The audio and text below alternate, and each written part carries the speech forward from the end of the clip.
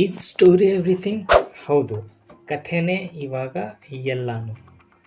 ಕಥೆ ಇಲ್ಲ ಅಂದರೆ, ಬರವಣಿಗೆ ಇಲ್ಲ ಅಂದರೆ ಕಷ್ಟ ಆಗುತ್ತೆ. ಯಾಕೆಂದರೆ ಈ ದಿನಗಳಲ್ಲಿ ಟೆಕ್ನಾಲಜಿ ಅಷ್ಟೊಂದು ಮುಂದುವರಿದೆ ಅಂದರೆ, ಇವಾಗ ಮೊಬೈಲ್ನಲ್ಲೇ ನಾವು ಪ್ರತಿ ಒಂದನ್ನು ಕ್ರಿಯೇಟ್ ಮಾಡ್ಬೋದು. ಅಂದರೆ ವಿಡಿಯೋ ಸೆಕ್ಷನಲ್ಲಿ ಟಾಪ್ ನಾಚ್ ವಿಡಿಯೋಗಳನ್ನು ನಾವು ಮೊಬೈಲ್ ಥ್ರೂ ಮಾಡ್ಬೋದು. ಒಂದಾನೊಂದು ಕಾಲದಲ್ಲಿ ಅಂದರೆ 2000ನೇ ಇಸ್ವಿನಲ್ಲಾಗಿರ್ಬೋದು, 90ಸಲ್ಲಾಗಿರ್ಬೋದು, ಕ್ಯಾಮರಾ ಅನ್ನೋದು ಕನಸಿನ ಮಾತಾಗಿತ್ತು.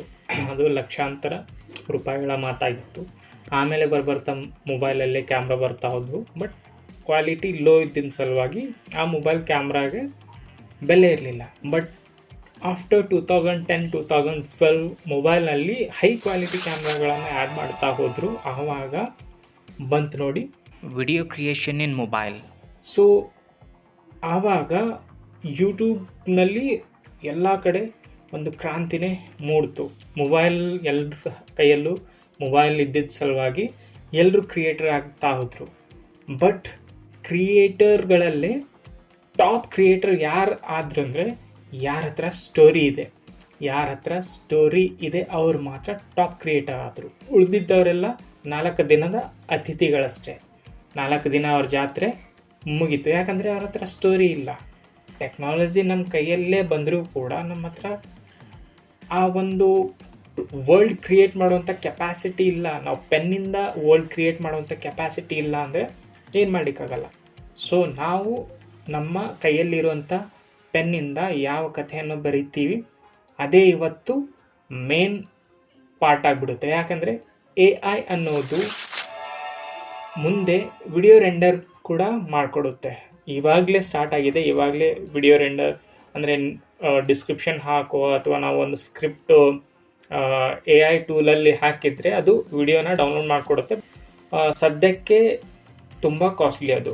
ಬಟ್ ಇನ್ ಫ್ಯೂಚರ್ ಅದು ಕೂಡ ಕಾಮನ್ ಆಗ್ಬೋದು. ಬಟ್ ಯಾರ ಹತ್ರ ಕಥೆ ಇದೆ ಅವರು ಮಾತ್ರ ಹೊಸ ಒಂದು ಲೋಕನ ನಾವು ವಿಡಿಯೋ ಥ್ರೂ ಕ್ರಿಯೇಟ್ ಮಾಡಬಹುದು.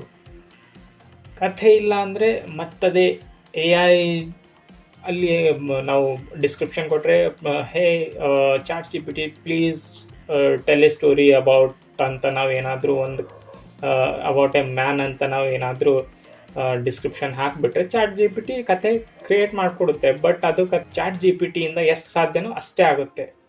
ಬಟ್ ಕಥೆನ ಡೆಪ್ತ್ ಅಂದರೆ ಅದು ನಾವೇ ಕ್ರಿಯೇಟ್ ಮಾಡೋದು. ಆ್ಯಸ್ ಎ ಹ್ಯೂಮನ್ ಬೀಯಿಂಗ್ ನಾವು ಒಂದು ಕಥೆಯಲ್ಲಿ ಆ ಒಂದು ಡೆಪ್ತು ಫೀಲಿಂಗ್ಸ್ನ ನಾವು ಮೆನ್ಷನ್ ಮಾಡ್ತೀವಿ.